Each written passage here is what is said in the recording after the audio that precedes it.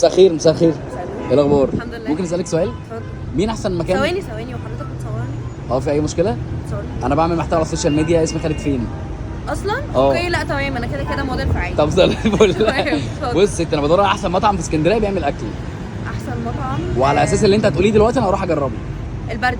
البردي هو مطعم جديد بس بصراحه تحفه جدا. جامد جدا، انا هروح اجربه حالا. يلا بينا، هو في كام مش هزار على البحر. خلاص ميرسي تمام، قوي. هيعجبك باي أوي. باي. باي. شكرا. وبالفعل يا عزيزي رحنا نجرب مطعم البردي، وقبل اي حاجه كده المطعم ده على الفيو على طول، يعني بص اخر دلع. تعالوا بقى اعرفكم على القمر اللي انتوا شايفينه قدامكم ده. دي عباره عن بيتزا فور سيزون. يعني ايه يا عم خالد؟ يعني كل ربع كده معمول بكل الحب اللي في الدنيا. او نسيت كمان اقول لك ان هي مش بيتزا، لا هي بيتزا بس معموله بطريقه كده سوري. انا مش فاهم هي عباره عن ايه، بس هي كده عارف انت العجينه الهشه اللي تخش جوه بقك كده تحس ان هي بتدوب، هي دي بالظبط كده. وكل الشيفات سوريين وخبره اكتر من 30 سنه. ما ده بقى اكبر سندوتش ممكن تشوفه في حياتك، ده ممكن يخش فيه حوالي 4 تنفار، ولو عرفت تخلصه يبقى. عشان اشرح لك تفاصيل السندوتش ده فاحنا محتاجين فيديو كمان. يعني باختصار كده المطعم ده فيه كل حاجه جامده من طقطقه